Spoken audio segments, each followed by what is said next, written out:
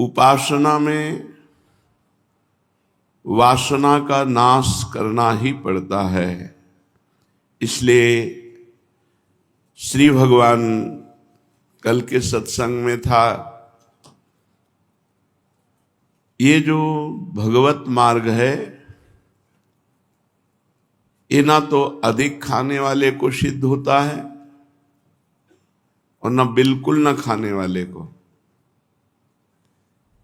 ना अधिक सोने वाले को और ना बिल्कुल ना सोने वाले को। इसलिए अगले श्लोक में भगवान कहते हैं, युक्ताहार विहारस्य युक्त चेष्टस्य कर्मसु युक्त स्वप्नावबोधस्य योगो भवति दुःखः। दुख का नाश करने वाला जो साधन मार्ग है, इससे समस्त दुखों का नाश हो जाएगा। पर यथा योग्य आहार विहार चाहिए, उचित। भूख से कम खाओ, इतना खाओ कि भोजन का चिंतन ना हो। वैसे 24 घंटे में 6 घंटे सोना बहुत अधिक है, 4 घंटे में काम चलाया जा सकता है। साधक अगर घड़ी से 4 घंटे केवल सोए और ये लंबे समय तक अभ्यास रखे तो 4 घंटे सोने से काम चल सकता है। पर जिसका ना चले तो 6 घंटे अंतिम है, 6 के बाद सोना प्रमाद स्थिति, जीवन बर्बाद करना है। अगर हम युक्त आहार विहार करेंगे, समय से सोएंगे, समय से जगेंगे, अपनी दिनचर्या को अपना भगवान मानेंगे, तो बहुत जल्दी दुखों का नाश होकर एक अपार आनंद हृदय में प्रकट होगा। आगे की श्लोक में श्री भगवान कह रहे हैं, यदा विनियतम चित्त मात्मन्येवावतिष्ठते निस्पृहा सर्व कामेभ्यो युक्त इत्युच्यते तदा। विनियतम, वश में किया हुआ चित्त जिस काल में अपने स्वरूप में ही स्थित हो जाता है और स्वयं सर्व कामेभ्या, संपूर्ण पदार्थों और कामनाओं से निष्प्रिय हो जाता है, उस काल में वह योगी सिद्ध माना जाता है कि अब सिद्ध हो गया। साधन सिद्ध कब माना जाता है? बोले यथा विनियतम चित्तो मात्मन्येवावतिष्ठते, जिसका चित्त वश में हो गया है, हर समय भगवत चिंतन चल रहा है, जा ही नहीं रहा संसार में। चित्त की 5 अवस्थाएं होती हैं, मूढ़, क्षिप्त, विक्षिप्त, एकाग्र और निरुद्ध। ये 5 अवस्थाएं चित्त में विराजमान हैं। मूढ़, क्षिप्त, विक्षिप्त, एकाग्र और निरुद्ध। इनमें 2 अवस्था वाला तो भगवान के मार्ग में लगता ही नहीं है। जो मूढ़ है और क्षिप्त है वो भगवान के मार्ग में नहीं लगता। अहंकार विमूढ़ात्मा कर्ताहमिति मन्यते, वो तो अहंकार के कार्य में बढ़ता चला जाता है, मैं धनी, मैं, वो भगवान के मार्ग में नहीं लगता। तो 2 अवस्थाएं चित्त की तो बिल्कुल नरक पहुंचाने वाली है, मूढ़ और क्षिप्त। उससे आसुरी काम ही होंगे, राक्षसी काम ही होंगे, राक्षसी चिंतन ही होगा, वो भागवतिक चिंतन नहीं कर सकता। बची 3 अवस्थाएं, विक्षिप्त, एकाग्र और निरुद्ध। जो साधक अधिकारी है उसको विक्षेप पहुंचाया करता है चित्त। वो कभी भगवान का चिंतन करता है तो कभी चित्त संसार का चिंतन करने लगता है, इसे विक्षेप कहते हैं। ये विक्षिप्त दशा है। साधक की स्थिति क्या है? विक्षिप्त स्थिति है। कभी भगवान का चिंतन, कभी संसार का चिंतन, कभी अच्छा कभी बुरा। वो विक्षिप्त साधक है। अभी साधना में रंग नहीं आया, साधक तो है पर विक्षिप्त है। इसमें करोड़ों लोग होंगे, इस विक्षिप्त दशा में करोड़ों लोग होंगे जो नाम जप भी करते हैं, साधना भी करते हैं, लेकिन विक्षिप्त हैं। बार बार विक्षेप पहुंचाता रहता है चित्त, और वो उस विक्षेप को सहते रहते हैं और आनंद से खाते पीते जीवन व्यतीत कर रहे हैं। ऐसे करोड़ों साधक हैं, करोड़ों, क्योंकि भारत भूमि धर्मात्माओं की भूमि है, साधकों की भूमि है, तो करोड़ों साधक होंगे जो विक्षिप्त स्थिति को है। आगे है एकाग्र। अब आया रंग। जब वो परमात्म चिंतन में एकाग्र हो जाता है तो उसकी कभी कभी समाधि लगती है। उस समाधि को कहते हैं सविकल्प समाधि, संप्रज्ञात समाधि, सविकल्प। एकाग्रता सिद्ध हो रही है, शांत गंभीर परमात्म चिंतन में घंटों डूबा हुआ है। फिर जब बाहर हुआ तो अपने चित्त को संभाल कर फिर परमात्मा में एकाग्र कर रहा है। ये आया आप साधक, उच्च कोटि का साधक आया। विक्षिप्त से अब ये एकाग्र साधक आया। इसके बाद है निरुद्ध। ये सिद्ध पुरुष का लक्षण है। उसका चित्त परमात्मा में निरुद्ध हो गया, अब हटता ही नहीं। यह है असंप्रज्ञात विचक्षणा समाधि, निर्विकल्प समाधि। असंप्रज्ञात विचक्षणा समाधि को पहुंचा हुआ परमात्म दर्शन कर रहा है, स्वरूप बोध में है, वो भगवान से तदात्म को प्राप्त हो गया, एक क्षण के लिए भी कभी हटता नहीं है। तो जो मूढ़ हैं, क्षिप्त हैं, वो तो साधना में आते ही नहीं। तीन प्रकार की चित्त की अवस्था साधना में है, एक है विक्षिप्त, एक है एकाग्र और एक है निरुद्ध। इसमें एकाग्र और निरुद्ध ये तो लगभग सिद्ध पहुंचे हुए हैं। संप्रज्ञात समाधि, असंप्रज्ञात विचक्षणा समाधि, वो शांत एकदम परमात्मा में घंटों। और जो निरंतर समाधि में रहते हैं, चलते फिरते खाते पीते उठते बैठते, समाधि को मतलब परमात्मा में स्थित, भगवान में स्थित, वो निरुद्ध स्थिति के महापुरुष कहे जाते हैं। अच्छी तरह बस में किया हुआ चित्त संसार के चिंतन से रहित जब अपने स्वतः सिद्ध स्वरूप में स्थित हो जाता है, तात्पर्य है कि जब सब कुछ ये नहीं था, तब जो था सब कुछ नहीं रहेगा, तब भी वही रहेगा। वो है एक भगवान। जब कुछ नहीं था तब केवल भगवान थे, जब कुछ नहीं रहेगा तब केवल भगवान है। तो सबके बीच में भी भगवान ही भगवान है, दूसरा कोई है ही नहीं। ये जब चित्त पवित्र हो जाएगा निरंतर भगवान के चिंतन से, तो ये नहीं लगेगा कि इतना गंदा आदमी भगवान कैसे हो सकता है। गंदा क्रिया है, लेकिन अंतर में जो पावर है वो श्री भगवान है। सबका लय होने के बाद भी जो रहेगा वो अभी ज्यों का त्यों परमात्मा विराजमान है, बस चित्त की मलिनता के कारण हमें नहीं दिखाई दे रहा। इसलिए भगवान ने कहा बहु नाम जन्म नावंते ज्ञानवान माम प्रपद्यते वासुदेवा सर्वमिति सा महात्मा सुदुर्लभा। भगवत प्राप्ति मोक्ष प्राप्ति तभी होगी जब सर्वत्र एक ही प्रश्न है कि कोई बचे न, सब में भगवान का दर्शन हो। जड़ चेतन जग जीव जत सकल राम मैं जानी, बंदों सबके पद कमल सदा जोरि जुग पानी। सब में परमात्मा विराजमान है, ज्यों का त्यों।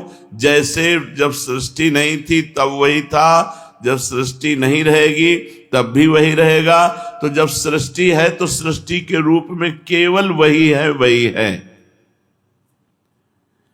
अपने स्वरूप में जो रस है, जो आनंद है, वो इस मन को कहीं भी और कभी भी नहीं मिला। अतः जहां चित्त संसार के चिंतन से अलग होकर भगवान के चिंतन में तन्मय हुआ, तो वो रस मिला, वो आनंद मिला कि वो तल्लीन हो गया। तल्लीन, अब प्रभु के सिवा कुछ याद नहीं रहा। ऐसी स्थिति हो जाती है कि प्रभु के सिवा कुछ याद नहीं रहा। निष्प्रिया सर्व कामेभ्यो युक्त इत्युच्यते तदा। और जब प्राप्त अप्राप्त, दृष्ट अदृष्ट, अहलौकिक और पारलौकिक, श्रुत अश्रुत, सुने हुए और ना सुने हुए, संपूर्ण पदार्थों से, भोगों से बिल्कुल घृणा हो जाती है, क्योंकि अंदर रस मिला, निज सुख बिन मन होए कि थीरा। जब अंदर पर भगवान का आनंद मिला, प्रभु का आनंद मिला, तो अब उसको जो प्राप्त भोग हैं उनसे, जो अप्राप्त भोग हैं उनसे, जो दिखाई दे रहे हैं, जो नहीं दिखाई दे रहे, जो इस लोक के, जो परलोक के, जो सुने हुए, जो देखे हुए, सबसे उसका वैराग्य हो जाता है, स्पृहा रहित हो जाता है, कोई इच्छा नहीं रहती। जब अंदर भगवद आनंद मिलता है तो बाहर के किसी भी भोग में उसकी कोई रति नहीं होती, उसको किसी भी पदार्थ की, भोग की किंचन मात्र भी परवाह नहीं रहती। उस समय वो सिद्ध योगी हो जाता है। अब ये योग कितने दिनों में सिद्ध होगा, या कितने महीनों में, या कितने वर्षों में, इस बात का निर्णय नहीं किया जा सकता।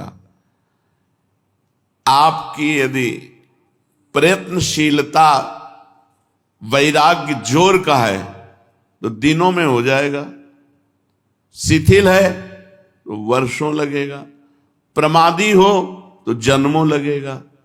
इसमें आपके ऊपर है कि आपके संसार की भोग प्रियता कितनी जल्दी नष्ट होती, बस यही योग है। संसार के किसी भोग में चित्त ना जाए, रुपए पैसे में जाता है भोगों के कारण, क्योंकि रुपए पैसे से भोग प्राप्त होते हैं और भोगों से शरीर को सुख मिलता है, और जिसका शरीर से ही अपनापन खत्म हो गया है, चित्त निरंतर परमात्मा में, भगवान में तल्लीन है, वो सिद्ध योगी हो जाता है। मन में किसी वस्तु, व्यक्ति, परिस्थिति आदि का चिंतन ही ना होना, देखो योग सिद्धि का क्या स्वरूप है। मन में किसी वस्तु, व्यक्ति, परिस्थिति आदि का चिंतन ही ना होना, प्रत्युत मन प्रभु में तल्लीन है, केवल प्रभु में। इस प्रकार प्रभु में ही मन लगा रहने से जो साधक है उसकी वासना, कामना, आशा, तृष्णा ये सर्वथा नष्ट हो जाती है। क्या आनंद होगा जिस हृदय में प्रभु का स्वरूप प्रकाशित है, कोई कामना नहीं, कोई स्पृहा नहीं, कोई इच्छा नहीं, कोई वासना नहीं। इतना ही नहीं, वो जीवन निर्वाह के लिए उपयोगी पदार्थों की आवश्यकता भी नहीं मांगता, जीवन निर्वाह की भी परवाह चली जाती है, अब भगवान जैसे निर्वाह करें। उसके मन में किसी भी वस्तु आदि की किंचन मात्र भी चाह नहीं रह जाती, तब वो सिद्ध योगी हो जाता है। कैसी स्थिति होती है उसकी? स्वरूप में स्थित हुए जो योगी है उसकी चित्त की स्थिति कैसी होती है? बोले यथा दीपो निवातस्थो निंगते सोपमा स्मृता योगिनो यत चित्तस्य युञ्जतो योगमात्मनः। जैसे एकांत स्थान में दीपक रखा हो जहां वायु का प्रवेश न हो और दीपक की लौ एक तार जल रही है, यथा दीपो निवातस्थो, योगी का अभ्यास करते हुए चित्त ऐसे प्रभु में लग जाता है जैसे एकांत स्थान में रखा हुआ दीपक जहां हवा प्रवेश न कर सके, एक लौ, ऐसे उसकी भगवान में स्थिति होती है योगी की, निरंतर भगवदाकार वृत्ति।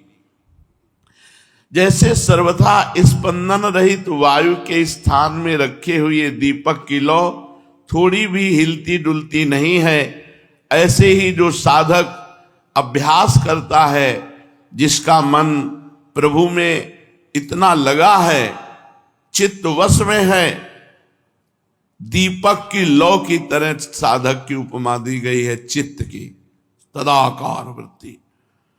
तात्पर्य कि उस साधक के चित्त स्वरूप में ऐसा लगा रहता है, प्रभु में ऐसा लगा रहता है कि उसे प्रभु के सिवाय और दूसरा कुछ चिंतन भी नहीं होता। कोई भी स्थान वायु से सर्वथा रहित नहीं होता, वायु सर्वत्र रहती है, पर कहीं वायु स्पंदन रूप में रहती है और कहीं निस्पंदन रूप में रहती है। तो जैसे कांच रख दिया जाए तो वायु तो अंदर है पर स्पंदन युक्त नहीं है, निस्पंदन है, वो हिला नहीं सकती दीपक की लौ को, वायु का अभाव नहीं है। इसी प्रकार माया का अभाव नहीं है, कहीं सर्वत्र माया है, पर माया रहित चित्त है।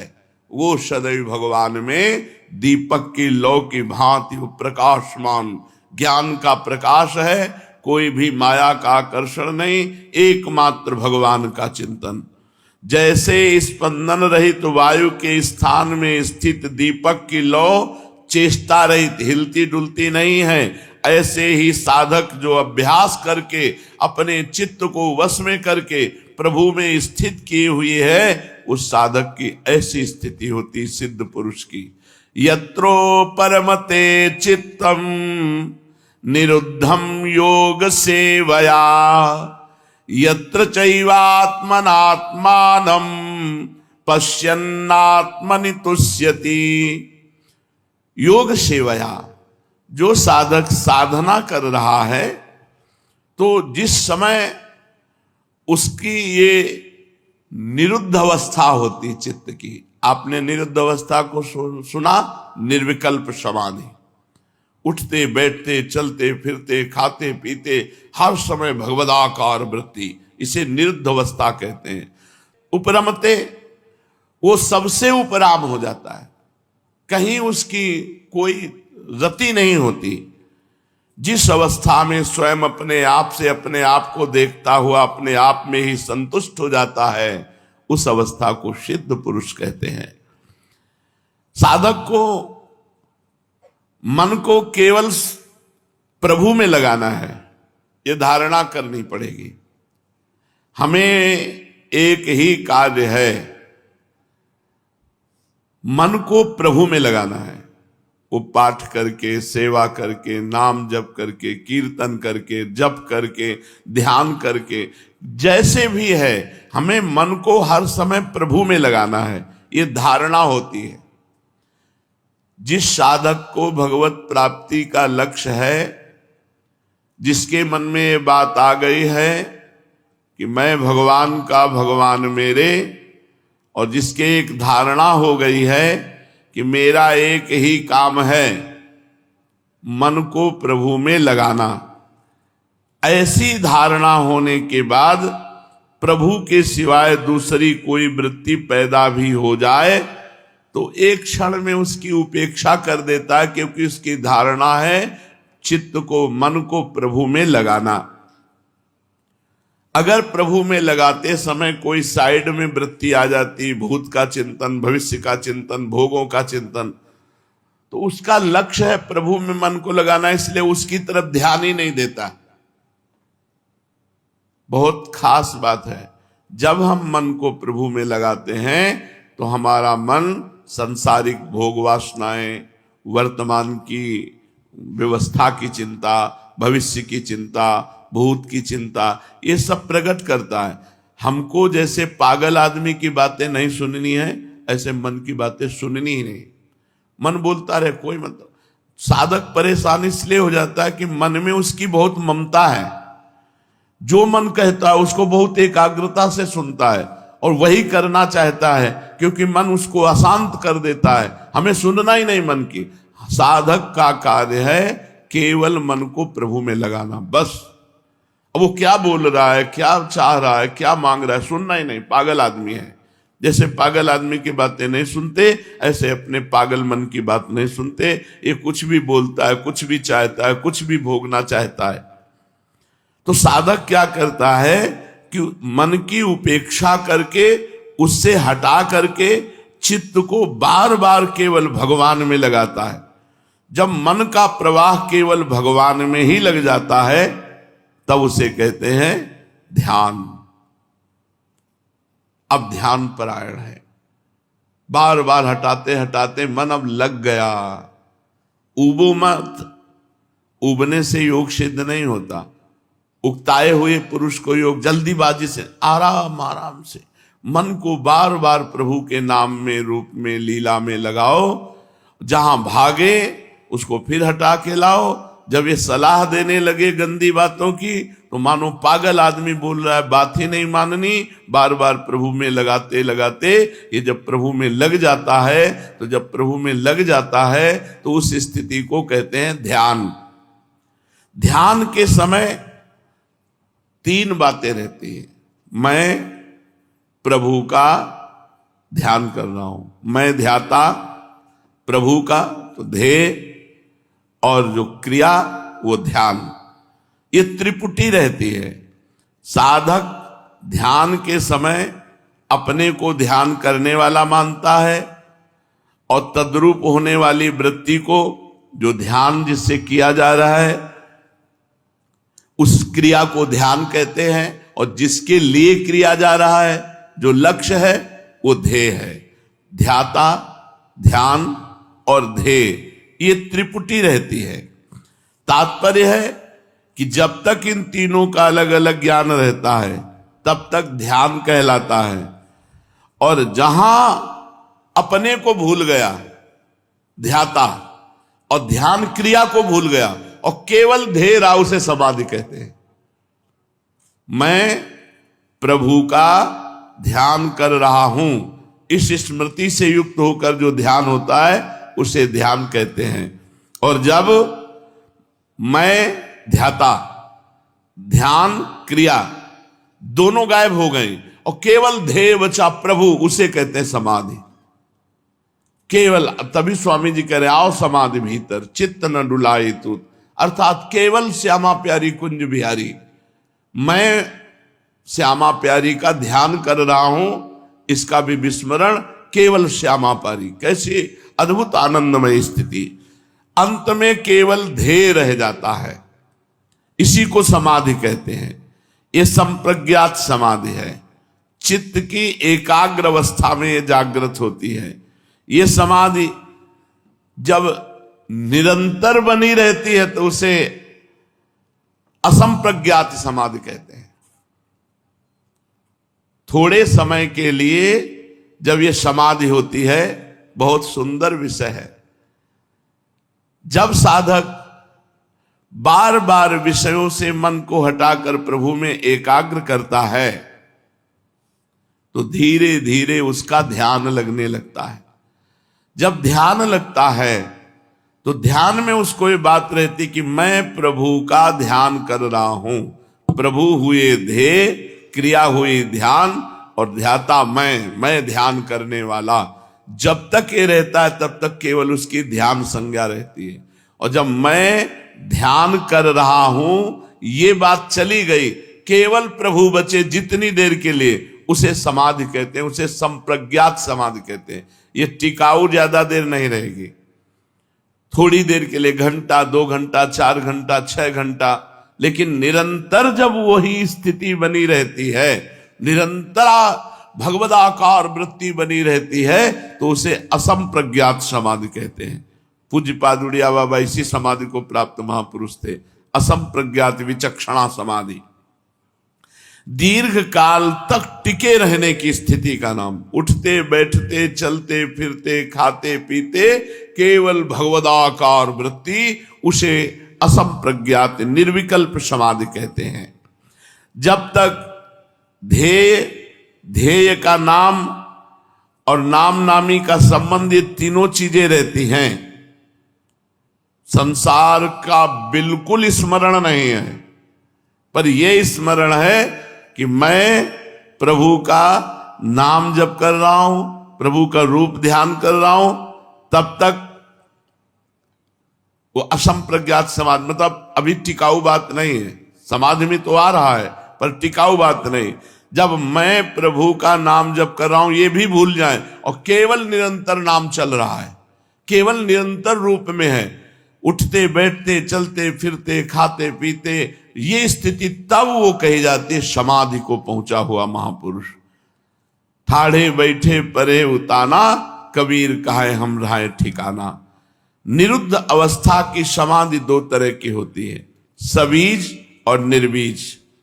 जिसमें संसार की सूक्ष्म वासना बनी रहती है, सबीज समाधि कहते हैं।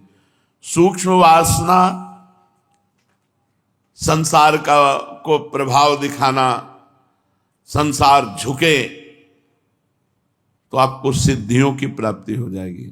सबीज समाधि में संसार का महत्व रखते हुए जो ध्यान धारणा समाधि है, तो उससे क्या होगा, सिद्धियां प्रकट हो जाएंगी। दूर की बात सुन लेना, दूसरे के मन की बात जान लेना, एक ही समय कई जगह प्रकट हो जाना, पत्थर में भी प्रवेश कर जाना, ये सब सिद्धियां प्रकट होती हैं।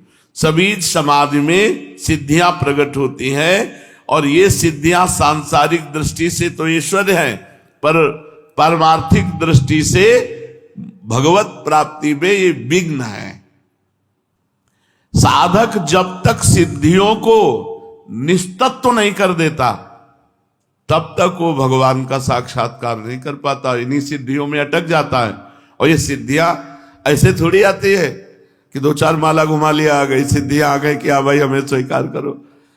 रात दिन भगवदाकार वृत्ति पर संसार के प्रति मात्र बुद्धि, मैं संसार में सर्वश्रेष्ठ पूज्य और ये सब, तो ये सिद्धियां आ जाएंगी। और यदि वही लक्ष्य बना रहा मुझे केवल भगवान, तो सिद्धियां नहीं आएंगी, क्रॉस कर जाओगे भगवान को प्राप्त। इसलिए हमारे ब्रजमंडल में आपको कोई एक भी ऐसा सिद्ध नहीं होगा जो जादू तमाशा दिखाता हो, ये किया वो किया, बस भिक्षा मांगी और दैन्य होकर सबके चरणों की धूल माथे पे रखी और श्यामा श्याम के साथ खेल रहे, ऐसे सिद्ध हमारे ब्रज में हुए। और जो चमत्कार दिखाने वाले सिद्ध रहे वो वृंदावन के बाहर कर दिए। प्रेम सिद्ध और अष्टांग योग सिद्ध, इनमें अंतर होता है। अष्टांग योग सिद्ध बहुत लंबी आयु अपनी कर सकता है, लेकिन प्रेम सिद्ध जोई जोई प्यारो करे सोई मोहि भावे, बस जहां उसकी स्थिति होती है तहां प्रेम हो जाता है। फिर उसके मना स्थिति और प्रभु की मन दोनों एक हो जाते हैं, तो भावे मोहि जोई सोई सोई करे प्यारे, जो मुझे भाता है वही प्यारे करते हैं। संसार के संबंध से विमुख होने पर एक शांति प्रकट होती है, उसमें सुख मिलता है। संसार का संबंध रहने पर जो कभी भी, चाहे करोड़पति बन जाओ, चाहे जो पद मिल जाए, चाहे जितना भोग मिल जाए, वो शांति नहीं प्राप्त हो सकती। शांति संसार के भोगों के त्याग में है। त्यागात् शांति अनंतरम, त्याग के अनंतर में ही शांति है। वो जिसको शांति प्राप्त होती है वो समाधि की तरफ बढ़ता है, क्योंकि लोभ बढ़ जाता है और शांति, परम शांति की तरफ उसकी गति होती है। तो संप्रज्ञात समाधि टिकाऊ बात नहीं है।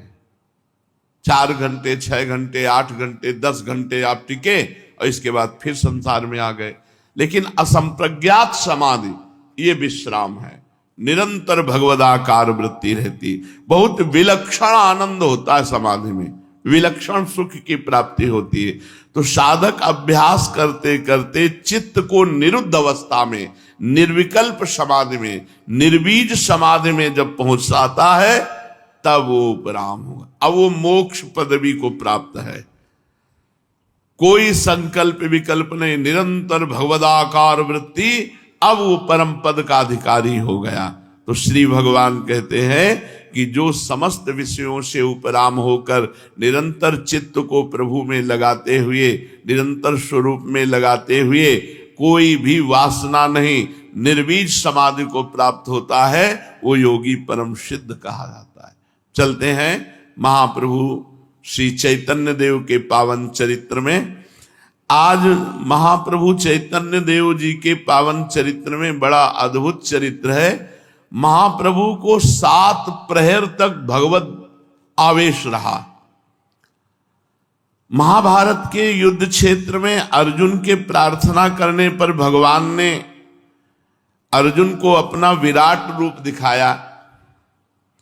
भगवान का वो विराट रूप दोनों सेनाओं के मध्य में प्रकट हुआ, लेकिन किसी तीसरे ने नहीं देखा, भगवान और अर्जुन। कहीं तीसरे व्यक्ति ने, अर्जुन के सिवा किसी तीसरे व्यक्ति ने भगवान के विराट रूप को नहीं देखा। क्यों? क्योंकि दृष्टि ही प्राप्त नहीं थी। सभा के मध्य में हुआ, दोनों सेनाओं के मध्य में भगवान ने विराट रूप प्रकट किया। केवल अर्जुन भगवान के विराट रूप को देखे। दोनों सेनाओं में लाखों मनुष्य वहां उपस्थित थे, किंतु उनमें से किसी को भी भगवान के उस रूप के दर्शन नहीं हुए। तो अर्जुन क्या इन चर्म चक्षुओं से भगवान को देख पाए? नहीं, भगवान ने कृपा करके अर्जुन को दिव्य दृष्टि प्रदान कर दी। इसीलिए दिव्य दृष्टि के सहारे अर्जुन ने भगवान के उस अलौकिक महाविराट रूप का दर्शन करने की सामर्थ्य प्राप्त की। इधर भगवान वेदव्यास जी ने संजय को दिव्य दृष्टि दी थी। इस कारण हस्तिनापुर में बैठे बैठे ही संजय को भगवान के युद्ध क्षेत्र में विराट रूप के दर्शन की बात। असल में दिव्य दृष्टि के बिना दिव्य स्वरूप का दर्शन हो ही नहीं सकता। एक ने कहा कि आप अपने सहचरी स्वरूप के दर्शन कराओ। अब सहचरी स्वरूप के दर्शन सहचरी ही कर सकती है। सहचरी स्वरूप का दर्शन मतलब प्रियाजू का दर्शन। अब वो ऐसे थोड़ी है कि नथुनी बाला पहल के दर्शन करा दे। देहातीत स्थिति है। जब आपकी देहातीत स्थिति होगी तब आप उसे प्राप्त कर सकते हैं। तो जैसे प्रियाजू की प्राप्ति के लिए उपासना की जाती है, ऐसे सहचरी, गुरु सहचरी की प्राप्ति के लिए। गुरु सहचरी को कहां देखा जाता है? प्रियाजू के समीप में, वहीं पार्श्व में विराजमान प्रियाजू के दिखाई देता है। विचिन्वंती के शान क्वचन कर जय कंचुक पटम क्वचाप्यामुंचंती कुछ कनक दिव्यत कलशयो। वो श्री जी की सेवा परायण है। बिना दिव्य दृष्टि के, जैसे प्रियाजू को नहीं देखा जा सकता, ऐसे बिना दिव्य दृष्टि के प्रियाजू की सहचरी को नहीं देखा जा सकता। बाहरी लौकिक दृष्टि से केवल 5 भौतिक पदार्थ देख सकते हो, बस, इसके अलावा नहीं।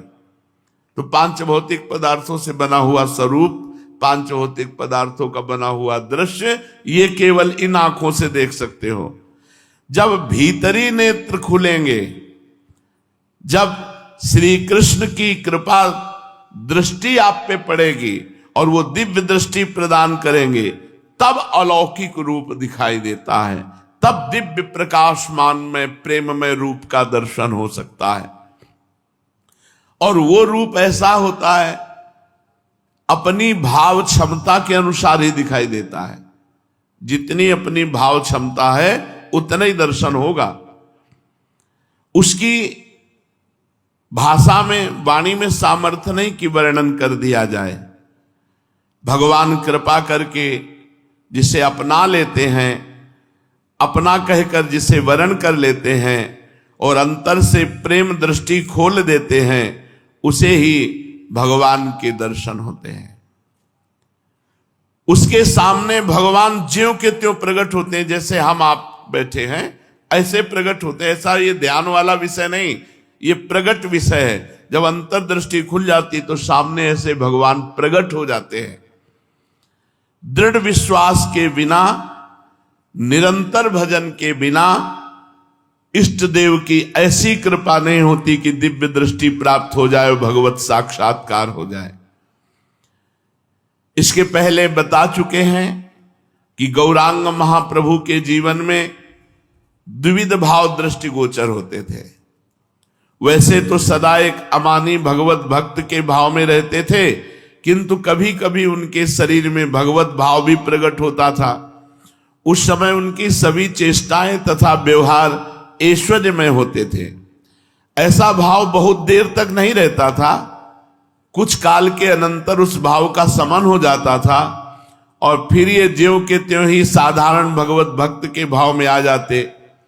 अब तक ऐसे भाव थोड़ी ही देर के हुए थे, किंतु एक बार ये 7 प्रहर तक भगवत भाव में बने रहे। 7 प्रहर, उसे सप्त प्रहरिया भाव कहते हैं। वैष्णव भक्तों ने इनके दिव्य रूप के दर्शन किए, 7 प्रहर तक उसी रूप में बने रहे। नवद्वीप में प्रभु के शरीर में यही सबसे बड़ा भाव हुआ था। वासुदेव घोष, मुरारी गुप्त, मुकुंद दत्त, ये तीनों उस महाप्रकाश के समय वहां मौजूद थे। ये तीनों ही वैष्णव में प्रसिद्ध पदकार हुए। इन तीनों ने चैतन्य चरित्र लिखा है। इन्होंने अपनी आंखों का प्रत्यक्ष देखा हुआ वर्णन किया है। इतने पर भी विश्वास न करने वाले विश्वास नहीं करते, क्योंकि वे इस विषय में एकदम अनभिज्ञ हैं। उनकी बुद्धि भौतिक पदार्थों के अतिरिक्त ऐसे विषयों में प्रवेश ही नहीं कर सकती। किंतु जिनका परमार्थ विषय में तनिक भी प्रवेश होगा, उन्हें इस विषय के श्रवण से बड़ा सुख मिलेगा। इसलिए इस महाप्रकाश का वृत्तांत ध्यान पूर्वक सुनिए। एक दिन प्रातः काल सब भक्त श्रीवास पंडित के घर पर जुटने लगे। एक एक करके सभी भक्त वहां एकत्रित हुए। उनमें प्रधान प्रधान भक्तों के नाम ये हैं: श्री अद्वैताचार्य, नित्यानंद महाप्रभु, श्रीवास, गदाधर, मुरारी गुप्त, मुकुंद दत्त, नरहरि, गंगादास, महाप्रभु के मौसा चंद्रशेखर, आचार्य रत्न, पुरुषोत्तम आचार्य, स्वरूप दामोदर, वक्रेश्वर दामोदर, जगदानंद, गोविंद, माधव, वासुदेव घोष, सारंग तथा हरिदास जी। इनके अतिरिक्त और भी बहुत से भक्त वहां उपस्थित थे। एक प्रहर दिन चढ़ते चढ़ते प्रायः सभी मुख्य मुख्य भक्त श्रीवास पंडित के घर आ गए थे कि इतने में ही महाप्रभु पधारे। महाप्रभु के पधारते ही भक्तों के हृदयों में एक प्रकार के नवजीवन का सा संचार होने लगा। और दिन तो प्रभु अन्य भक्तों की भांति आकर बैठ जाते और सभी के साथ मिलकर भक्ति भाव से बहुत देर तक संकीर्तन करते रहते। तब कहीं जाकर दिन में किसी किसी दिन भगवद आवेश होता। किंतु आज तो आश्चर्य हुआ, सीधे चैतन्य महाप्रभु आकर एकदम भगवान के सिंहासन में जाकर बैठ गए। सिंहासन की मूर्तियों को एक और विराजमान कर दिया। आप शांत गंभीर भाव से भगवान के आसन पर बैठ गए। इनके बैठते ही भक्तों के हृदयों में एक प्रकार का विचित्र सा प्रकाश दिखाई देने लगा। सभी आश्चर्य और संभ्रम के भाव से प्रभु के श्री विग्रह की ओर देखने लगे, किंतु किसी को उनकी ओर बहुत देर तक देखने का साहस ही नहीं होता था। भक्तों को उनका संपूर्ण शरीर तेजोमय परम प्रकाश युक्त दिखाई देने लगा। जिस प्रकार हजारों सूर्य चंद्रमा एक ही स्थान पर प्रकाशित हो रहे हो। बहुत प्रयत्न करने पर भी किसी की दृष्टि बहुत देर तक महाप्रभु के सम्मुख टिक नहीं सकती थी। एकदम चारों ओर विमल प्रकाश की ज्योतिर्मयी किरणें छिटक रही थी, मानो अग्नि की शुभ्र ज्वाला में से बड़े बड़े विस्फुलिंग इधर उधर उड़ उड़कर अंधकार का संहार कर रहे हों। प्रभु के नखों की ज्योति से ऐसा लग रहा था बड़े बड़े नक्षत्र चमक रहे हैं। प्रभु का चेहरा देदीप्यमान हो रहा था। भक्तों की आंखों में चकाचौंध छा रहा था, किंतु उस रूप से दृष्टि हटाने की किसी की भी इच्छा नहीं हो रही थी। इस प्रकार सभी भक्त बहुत देर तक पत्थर की निर्जीव मूर्तियों की भांति स्तब्ध भाव से चुपचाप बैठे रहे। उस समय कोई जोर से सांस तक नहीं लेता था। उस समय महाप्रभु गंभीर भाव से बोले, भक्तवृंद, हम आज तुम सब लोगों की मनोकामना पूर्ण करने के लिए प्रकट हुए हैं। आओ, आज तुम लोग हमारा विधिवत अभिषेक करो। प्रभु की ऐसी आज्ञा पाते ही सभी को अत्यंत ही आनंद हुआ। श्रीवास के आनंद की तो सीमा ही ना रही। वे प्रेम के कारण अपने को भूल गए। जिस प्रकार कोई चक्रवर्ती राजा किसी कंगाल के प्रेम के वशीभूत होकर सहसा उसकी टूटी झोपड़ी में स्वयं आ जाए, उस समय उसकी जो दशा हो जाती है, उससे भी अधिक प्रेममयी दशा श्रीवास पंडित की हो गई। वे आनंद के कारण हक्के बक्के से हो गए। शरीर की शुद्धि भुलाकर स्वयं ही घड़ा उठाकर गंगा जी की ओर दौड़े, किंतु प्रेम के कारण वो बीच में ही शिथिल होकर गिर पड़े। उनके दास दासी बहुत से घड़े लेकर गंगा जल लेने के लिए चल दिए। बहुत से भक्त भी कहीं कहीं से घड़ा मांगकर गंगा जल लेने के लिए दौड़ गए। बहुत से घड़ों में गंगा जल आ गया। भक्तों ने प्रभु को एक सुंदर चौकी पर बिठाकर उनके संपूर्ण शरीर में भांति भांति के सुगंधित तैलों की मालिश की। तदनंतर सुवासित गंगा जल के घड़ों से उन्हें विधिवत स्नान कराया। अद्वैताचार्य और आचार्य रत्न प्रभृति पंडित श्रेष्ठ महापुरुष स्नान के समय मंत्रों का उच्चारण करने लगे। भक्त बारी बारी से प्रभु के श्री अंग पर गंगा जल डालते जाते थे और मन ही मन प्रसन्न होते थे। इस प्रकार घंटों तक तो अभिषेक होता रहा। जब सभी ने अपनी अपनी इच्छा के अनुसार स्नान करा लिया, तब प्रभु के श्री अंगों को एक महीन सुंदर स्वच्छ वस्त्र से खूब पोंछा गया। उसी समय श्रीवास पंडित अपने घर में से नूतन महीन रेशमी वस्त्र निकाल लाए। उन सुंदर वस्त्रों को भक्तों ने विधिवत महाप्रभु के शरीर में पहनाया और फिर उन्हें एक सजे हुए सुंदर सिंहासन पर विराजमान किया। महाप्रभु के सिंहासन पर विराजमान हो जाने पर भक्तों ने बारी बारी से प्रभु के अंगों में केसर, कपूर, कस्तूरी मिले हुए चंदन का लेप किया। श्री चरणों में तुलसी और चंदन चढ़ाया। मालाएं घर में थोड़ी ही थी, ये समझकर बाजार की तरफ बहुत से भक्त दौड़े और सुंदर सुंदर मालाएं जल्दी से खरीद लाए। सभी ने एक एक करके प्रभु के गले में मालाएं पहनाई। भक्तों के चढ़ाए हुए पुष्पों से प्रभु के पाद पद्म एकदम ढक गए और मालाओं से संपूर्ण गला भर गया। प्रभु ने सभी भक्तों को अपने कर कमलों से प्रसादी माला प्रदान की। प्रभु की उस प्रसादी माला को पाकर भक्त आनंद के साथ नृत्य करने लगे। श्रीवास तो बेसुध थे। उनकी दशा ऐसी हो गई थी मानो किसी जन्म के दरिद्री को पारसमणि मिल गई हो। उनका हृदय तड़प रहा था कि प्रभु की इस अलौकिक छवि के दर्शन किसे किसे करा दूं। जब कोई प्रिय वस्तु देखने को मिल जाती तब हृदय में इच्छा स्वाभाविक ही उत्पन्न होती है, इसके दर्शन अपने सभी प्रियजनों को करा दूं। ये सोचकर उन्होंने अद्वैताचार्य के कान में कहा, सची माता मुझे बहुत चिढ़ाया करती हैं। वे मुझसे बार बार कहती कि तुम सभी ने मिलकर मेरे निमाई को बिगाड़ दिया है। पहले वो कितना सीधा साधा था, अब तुम ही सबने ना जाने उसे क्या क्या सिखा दिया है। आज माता को लाकर दिखाऊं कि तेरा निमाई असल में ये है। ये तेरा पुत्र नहीं किंतु संपूर्ण जगत का पिता है। यदि आपकी अनुमति हो तो मैं सची माता को बुला लाऊं। आचार्य ने श्रीवास की बात का समर्थन करते हुए कहा, हाँ हाँ अवश्य सची माता को जरूर दर्शन कराना चाहिए। इतना सुनते ही श्रीवास पंडित जल्दी से दौड़कर सची माता को बुला लाए। सची माता को देखते ही अद्वैताचार्य जी कहने लगे, माता ये सामने देखो, जिन्हें तुम अपना बताती थी वे अब तुम्हारे पुत्र नहीं रहे। अब तुम इनके दर्शन करो और अपने जीवन को सफल बनाओ। माता भौचक्की सी चुपचाप खड़ी रही। उसे कुछ सूझा ही नहीं कि मुझे क्या करना चाहिए। श्रीवास पंडित ने माता की ऐसी दशा देखकर दीन भाव से प्रार्थना की, प्रभु ये जगन माता सची देवी सामने खड़ी हैं। इन्हें आपकी माता होने का परम सौभाग्य प्राप्त है। इनके ऊपर कृपा होनी चाहिए। इन्हें आपके असली स्वरूप का दर्शन हो, यही हमारी प्रार्थना है। प्रभु ने हुंकार देते हुए कहा, सची माता के ऊपर कृपा नहीं हो सकती। इनके ऊपर वैष्णव अपराध है। ये सदा वैष्णवों को बुरा बताया करती हैं। सभी वैष्णवों ने मिलकर मेरे निमाई को बर्बाद कर दिया। मजाक में भी कभी किसी वैष्णव की अवहेलना मत करो। प्रभु की ऐसी बात सुनकर अद्वैताचार्य जी ने कहा, प्रभु माता का आपके प्रति वात्सल्य भाव है। वो जो भी कुछ कहती है वात्सल्य स्नेह के वशीभूत होकर ही कहती है। वैष्णवों के प्रति इनके हृदय में द्वेष के भाव नहीं है।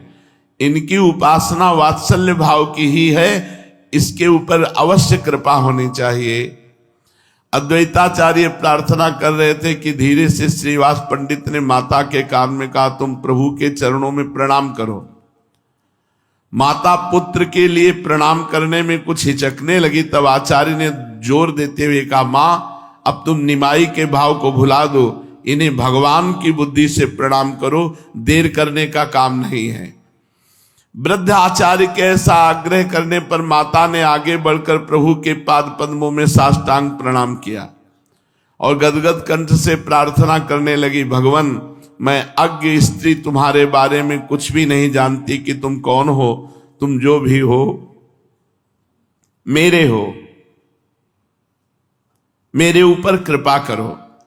माता को प्रणाम करते देख करके प्रभु ने उनके मस्तक पर अपने चरणों को रखते हुए कहा, जाओ सब वैष्णव अपराध क्षमा हुआ, तुम्हारे ऊपर पूर्ण कृपा हुई। माता ये सुनकर आनंद में विभोर होकर रुदन करने लगी। अब तो सभी भक्त क्रमशः प्रभु की भांति भांति की पूजा करने लगे। कोई धूप चढ़ाता, कोई दीप सामने रखता, कोई फल फूल सामने रखता, कोई नवीन नवीन सुंदर सुंदर वस्त्र लाकर प्रभु के शरीर पर धारण कराता। इस प्रकार सभी ने अपनी अपनी इच्छा अनुसार प्रभु की पूजा की। अब भोग की बारी आई तो सभी अपनी अपनी इच्छा और रुचि के अनुसार विविध प्रकार के व्यंजन, नाना भांति की मिठाइयाँ और भांति भांति के फलों को सजा सजा कर प्रभु के भोग के लिए लाए। सभी प्रसन्नता पूर्वक प्रभु के हाथों में भांति भांति की वस्तुएं देने लगे। कोई तो मिठाई देकर कहता, प्रभु इसका भोग लगाओ, प्रभु उसे प्रेम पूर्वक खा जाते। कोई फल देकर प्रार्थना करता, इसे स्वीकार कीजिए, प्रभु फल का ही भक्षण करते। कोई लड्डू पेड़ा भांति भांति की मिठाई देते। कोई कटोरों में दूध लेकर प्रार्थना करता, प्रभु इसे आरोगिए, प्रभु इसे भी पी जाते। उस समय जिसने भी जो वस्तु प्रेम पूर्वक दी प्रभु ने उसे ही पा लिया। सब देखकर आश्चर्यचकित थे, मनोभोग पा लिया प्रभु ने। मनो, इतनी भीड़ भक्तों की थी, जो जो चाहत मनोभोग पा लिया, क्योंकि भगवद आवेश किसी की वस्तु को अस्वीकार नहीं किया। भला अस्वीकार भी कैसे कर सकते थे? उनकी तो प्रतिज्ञा है कि यदि कोई भक्ति से मुझे फल फूल या पत्ता भी दे देता है तो उन फूल पत्तों को भी मैं खुश होकर खा जाता हूं। फिर भक्तों के प्रेम से दिए हुए नैवेद्य को वो किस प्रकार छोड़ सकते थे? उस दिन प्रभु ने कितना खाया और भक्तों ने कितना खिलाया, इसका अनुमान कोई भी नहीं कर सकता। सबके प्रेम प्रसाद को पाने के अनंतर श्रीवास पंडित ने अपने कांपते हुए हाथों से सुवासित तांबूल प्रभु को अर्पण किया। प्रभु प्रेम पूर्वक तांबूल चबाते हुए बारी बारी से भक्त तांबूल अर्पण करने लगे। प्रभु उन्हें स्पर्श करके भक्तों को प्रसाद रूप में देते जाते। प्रभु दत्त पान को पाकर सभी भक्त अपने भाग्य की सराहना करने लगे। तांबूल पाने के अनंतर प्रभु मंद मंद मुस्कान के साथ सभी पर अपनी कृपा दृष्टि फेरते हुए कुछ प्रेम की बातें कहने लगे। उस समय उनके मुख से जो भी बातें निकलती हुई सभी अमृत रस से सींची हुई होती थी। भक्तों के हृदय में एक प्रकार की विचित्र प्रकार की खलबली सी उत्पन्न करने वाली थी। प्रभु की उस समय की वाणी में इतना अधिक आकर्षण था कि सभी बिना हिले डुले एक आसन पर बैठे हुए प्रभु के मुख से निश्चित उपदेश रूपी रसामृत का निरंतर भाव से पान कर रहे थे। किसी को कुछ पता ही नहीं था कि हम किस लोक में बैठे हुए हैं। उस समय भक्तों के लिए इस दृश्य जगत के प्रपंचों का एक प्रकार से अत्यंता भाव ही हो गया था। प्रातः काल से बैठे बैठे संध्या हो गई। भगवान भुवन भास्कर भी प्रभु के भाव परिवर्तन की प्रतीक्षा करते करते अस्ताचल को प्रस्थान कर गए, किंतु प्रभु के भाव में अणुमात्र भी परिवर्तन नहीं हुआ। भक्त भी उसी प्रकार प्रेमावेश में बंधे हुए वहीं बैठे रहे। श्रीवास पंडित के सेवकों ने घर में दीपक जलाया, किंतु उन क्षीण दीपकों की ज्योति प्रभु की देह के दिव्य प्रकाश में फीकी फीकी सी प्रतीत होने लगी। किसी को पता ही नहीं चला कि दिन कब समाप्त हो गया और कब रात्रि हो गई। सभी महाप्रभु के सामने भूले हुए बैठे हैं। शेष चर्चा आगे। श्री राधा वल्लभ लाल।